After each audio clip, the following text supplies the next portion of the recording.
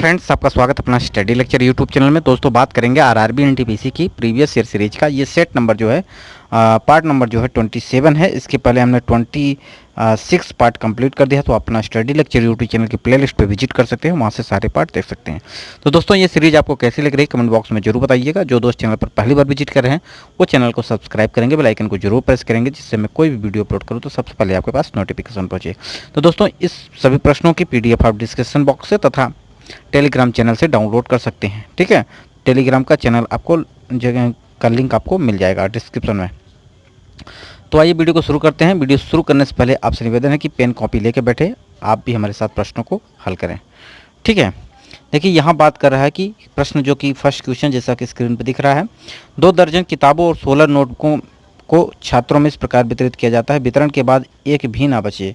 किताबों और नोटबुक के अधिकतम कितने सेट हैं? तो सेट की बात कर रहा है, अधिकतम की बात कर रहा है, अर्थात मैक्सिमम वैल्यू पूछ रहा है। तो मैक्सिमम वैल्यू क्या होगी आपका? यहाँ पे अगर हम देखते हैं 2 दर्जन मीन्स क्या हो जाएगा? ये हो जाएगा आपका 24। ठीक है, 24 क्या है? किताबें हैं, और यहाँ पे 16 क्या है? नोटबुक हैं। अगर यहाँ मैक्सिमम वैल्यू की बात कर रहा है तो 8 और 3 24 हो जाएगा। यहाँ देखते हैं 8 दूनी कितना हो जाएगा? 16। अर्थात मैक्सिमम वैल्यू क्या है? मैक्सिमम वैल्यू मीन्स क्या होता है? जो उस संख्या से पूरी संख्या के यहाँ डिवाइड हो जाए। तो जो मैक्सिमम वैल्यू क्या हो जाएगी? 8 हो जाएगी, जो कि राइट आंसर दिया है ऑप्शन नंबर सी में। नेक्स्ट क्वेश्चन की बात करते हैं। ये कह रहा है कि रुपये 10,000 का 10% वार्षिक ब्याज की दर से 3 वर्ष के लिए चक्रवृद्धि ब्याज ज्ञात कीजिए। देखिए यहाँ पे चक्रवृद्धि ब्याज की बात कर रहा है। तो देखिए अगर हम 10% है, इसको अगर हम फ्रैक्शन वैल्यू बदलते हैं तो ये कितना हो जाएगा? ये हो जाएगा 1/10 हो जाएगा। अगर 3 साल की बात कर रहा है तो यहाँ पे आपको क्या करना पड़ेगा? देखिए 3 साल की बात करें फ्रैक्शन वैल्यू, तो पहले साल 10 से कितना हो रही है? 11 हो रही है। अर्थात फिर क्या हो जाएगा? दूसरे साल फिर वह संख्या 10 से कितनी हो जाएगी? 11 हो जाएगी। फिर तीसरे साल भी वही क्रिया हो जाएगी, 10 से 11 हो जाएगी। ठीक है, अगर इसमें हम मल्टीपल करते हैं तो ये हो जाएगा 1000 हो जाएगा। इसका गुणा करते हैं तो ये हो जाएगा 1300 कितना हो जाएगा? 31 हो जाएगा। ये जो होगा आपका क्या हो? पहले कितनी थी राशि? कितनी थी? 1000। ठीक है, अब बाद में ये हो जाएगा आपका प्रिंसिपल, ये हो जाएगा आपका अमाउंट। ठीक है, अगर प्रिंसिपल को अमाउंट में से अगर अमाउंट से हम प्रिंसिपल को माइनस करते हैं तो क्या आता है? वो आएगा कंपाउंड इंटरेस्ट। ठीक है, तो देखिए 1000 में अगर 1331 यहाँ पे हम करते हैं तो कितनी आ जाएगी? 331 आ जाएगी, जो कि ये आ जाएगा इसका है कंपाउंड इंटरेस्ट। बात करते हैं कि ये रेशियो में है, तो रेशियो अगर है तो रेशियो की वैल्यू देखिए यहाँ पे जो प्रिंसिपल अगर हमारा ये है तो यहाँ पे प्रिंसिपल कितना दिया हुआ है? 10,000। अर्थात 1000 की वैल्यू कितने के बराबर है? 10,000 के बराबर है। तो 1000 से 10,000 कटेगा तो 1 आएगा, अर्थात 10 जाएगा। अब 10 का इसमें क्या हो जाएगा? गुणा हो जाएगा, अर्थात ये हो जाएगा 3,310 रुपये, जो कि क्या हो जाएगा? ये आपका राइट आंसर हो जाएगा, जो कि आ जाएगा चक्रवृद्धि ब्याज। तो ये बात आपको समझ में आई होगी। इसके कई मेथड हैं, 3 मेथड है, मल्टीपल मेथड है, ये रेशियो मेथड है। तो यहाँ पे कोई भी मेथड आप यूज कर सकते हैं, जो कि रेशियो मेथड जो होता है वो सिंपल होता है। ठीक है, तो यहाँ से इसको भी निकाल सकते हैं। फार्मूला लगाने की ज़रूरत नहीं है, क्योंकि फार्मूला से आपका क्या हो जाएगा? ये क्वेश्चन टफ हो जाएगा, उसमें कैलकुलेशन ज़्यादा हो जाएगी। नेक्स्ट क्वेश्चन की बात करते हैं। एक वस्तु 12.5% लाभ पर 2250 रुपये में बेची गई, तो लाभ राशि ज्ञात कीजिए। देखिए यहाँ पे जो बात कर रहा है कि 12% को अगर हम क्या करें? फ्रैक्शन वैल्यू बदल देते हैं तो ये कितना हो जाएगा? ये आपका आ जाएगा 1/8। अर्थात ये आपका क्या होता है? ये आज आपका CP होता है, ये होता है 1 का क्या हो रहा है? प्रॉफिट हो रहा है। यानी 8 से वैल्यू कितनी हो रही है? 8 से वैल्यू कितनी हो रही है? 9 हो रही है। ये आपका हो जाएगा क्या? CP हो जाएगा, ये हो जाएगा आपका SP। तो देखिए 9 अनुपात की वैल्यू यहाँ पे कितने के बराबर दी हुई है? 9 अनुपात की वैल्यू आपको दी है 2250 के बराबर। ठीक है, 2250 के बराबर है। अगर इसको हम काटते हैं तो देखिए 9 दूनी 18 हो जाएगा, 9 पछे 45, अर्थात 250 रुपये आ जा रहा है 1 अनुपात की वैल्यू। ठीक है, तो हमें क्या चाहिए? हमें 8 अनुपात की वैल्यू चाहिए। तो देखिए 8 अनुपात की वैल्यू कितनी हो जाएगी, अगर इसको हम गुणा करते हैं तो 25 अट्ठे ये हो जाएगा आपका 200, अर्थात 2000 वैल्यू हो जाएगी। ठीक है, अब कह रहा है लाभ कितना हुआ, अगर 2000 को उसने खरीदा था, बेचा कितने में है 2250, यानी कि 250 रुपये का यहाँ पे क्या हो गया, प्रॉफिट हो गया। ठीक है, तो option number B is a right answer हो जाएगा। ये बात आपको समझ में आई होगी। नेक्स्ट क्वेश्चन की बात करते हैं। कह रहा है कि इन सभी का माध्य निकालिए। तो देखिए अगर इसको हम ऐड करते हैं तो 2 दूना ये हो जाएगा 2 4 4 3 7 7 4 11 11 11 5 16 16 16 5 21 21 7 28 28 8 36 अर्थात 36 आ रहा है। अगर बात करते हैं कितने संख्या है तो ये है आपका 8। अगर इसको हम काटते हैं तो देखिए 8 चौक 32 हो जाएगा।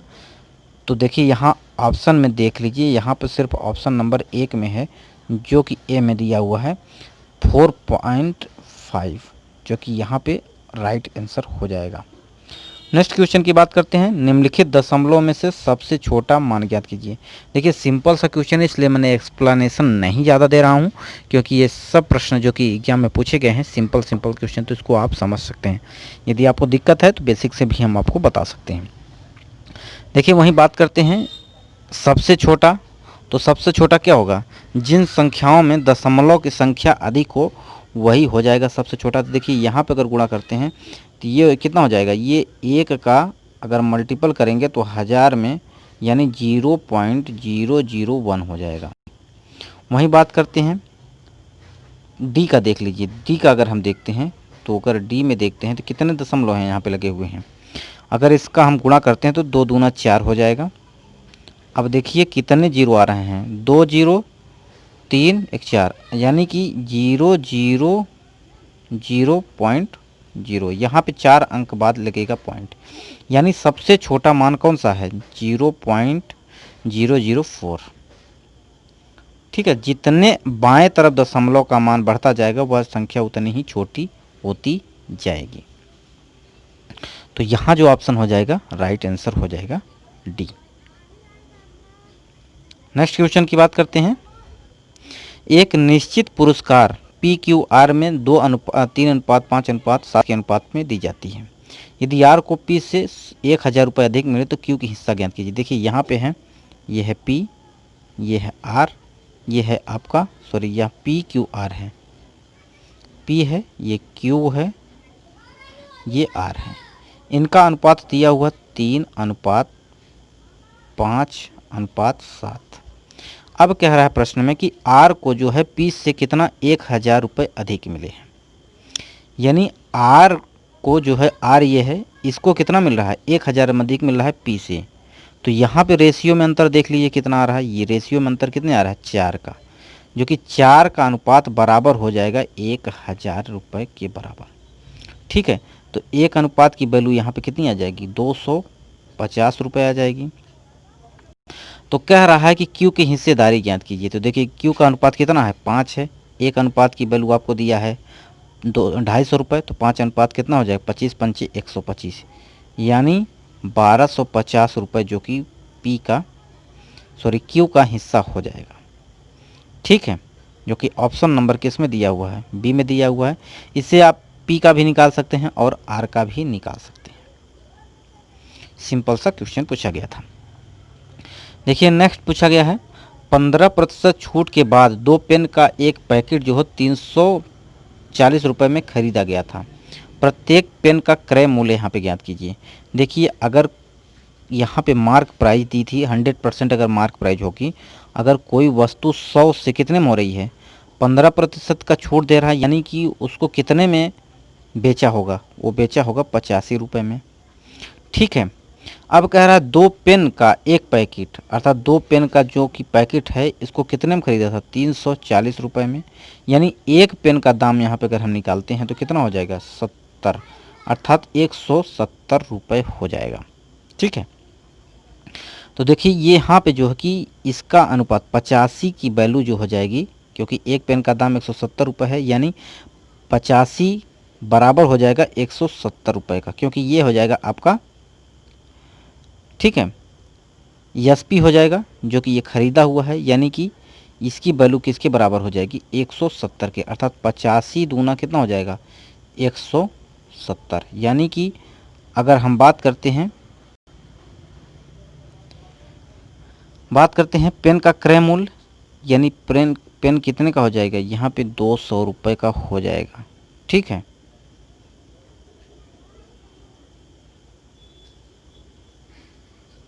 तो यहाँ ऑप्शन जो हो राइट हो जाएगा option number A. Next question की बात करते हैं। यदि आयत के विकर्ण की लंबाई और इसका आधा परिमाप 11 सेंटीमीटर है और 13 सेंटीमीटर है तो इसका क्षेत्रफल ज्ञात कीजिए।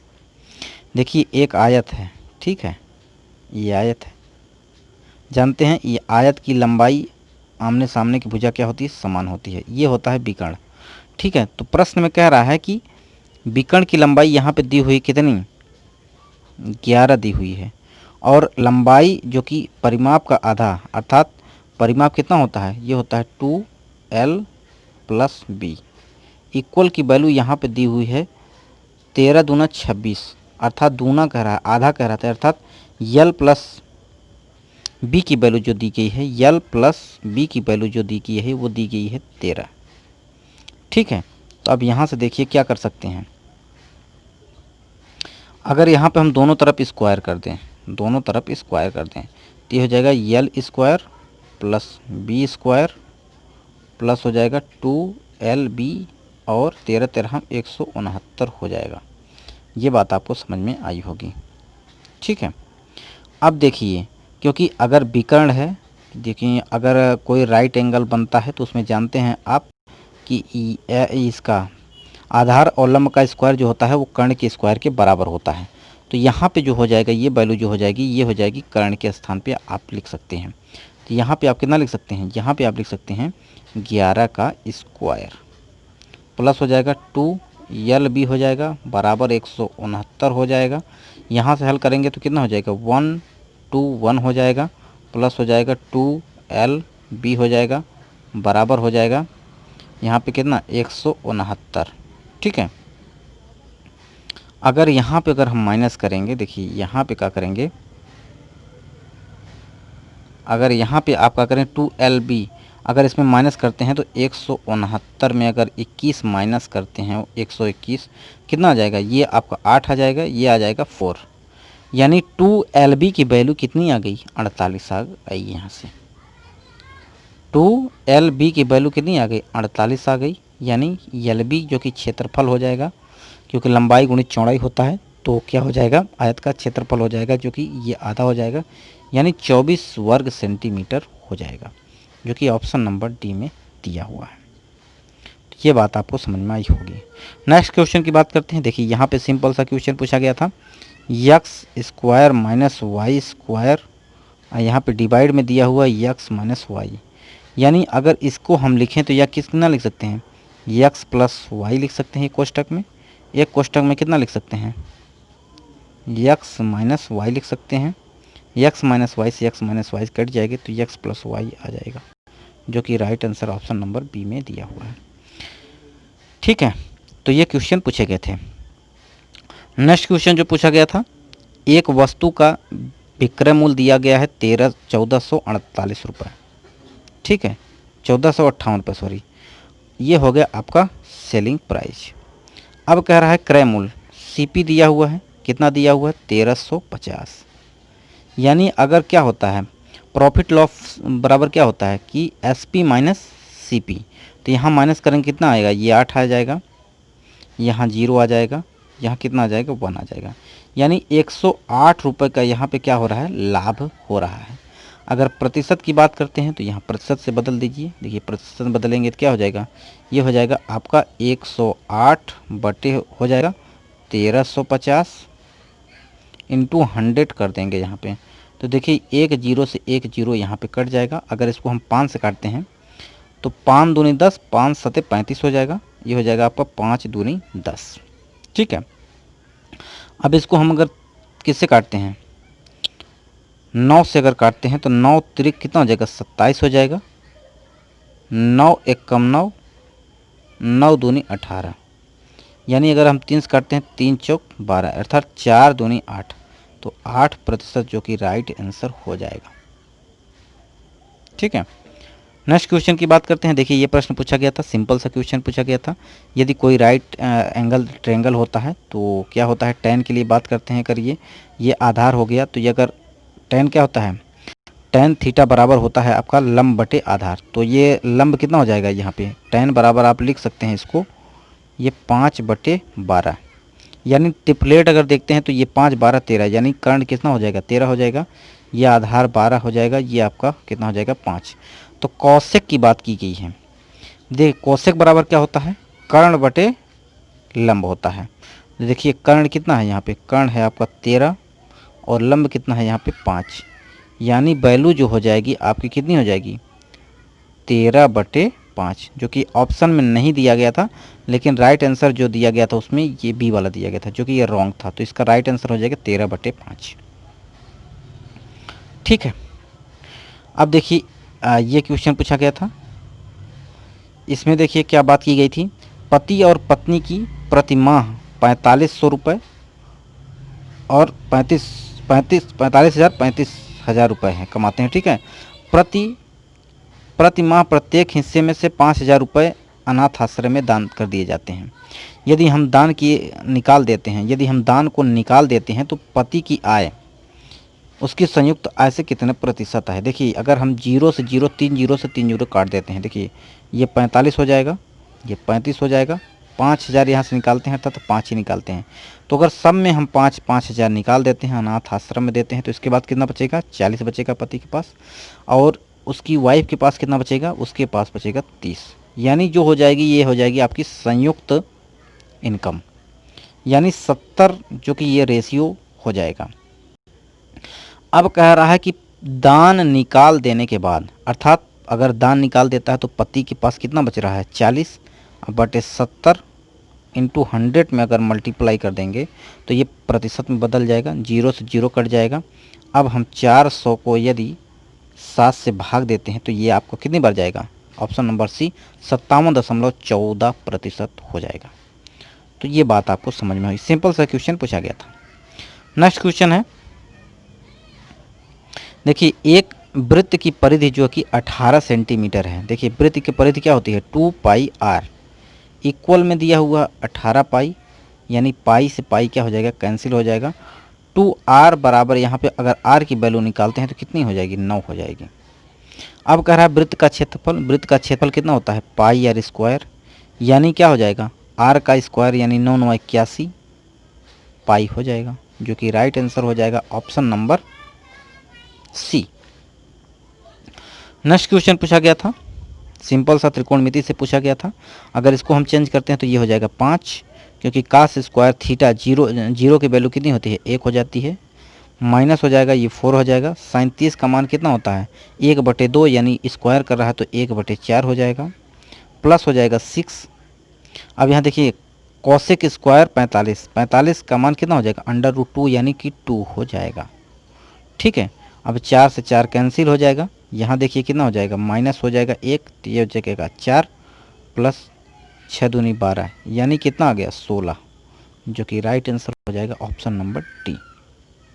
तो दोस्तों इतने क्वेश्चन थे जो कि हम आपको सॉल्व कराए हैं। आगे नेक्स्ट आपको जो दे रहे हैं ये आपको क्या हो जाएगा, आपको होमवर्क के तौर पर देख लीजिए। ये सब मैंने जो कि इसका आंसर मिटा दिया था, हल करने के बाद इनके सब के आंसर दिए हुए हैं, तो ये होमवर्क के तौर पर आप इसको देख सकते हैं और सॉल्व कर सकते हैं। नेक्स्ट क्वेश्चन है, ये आपके लिए होमवर्क है, स्क्रीनशॉट लीजिए और इसको हल कीजिए। दूसरा ये है और ये है, तो पीडीएफ के तौर पे आपको दे दिया जाएगा, आप वहाँ से सॉल्व करके कमेंट बॉक्स में इसका आंसर दे सकते हैं। ठीक है, तो वीडियो को यहीं समाप्त करते हैं। नमस्कार।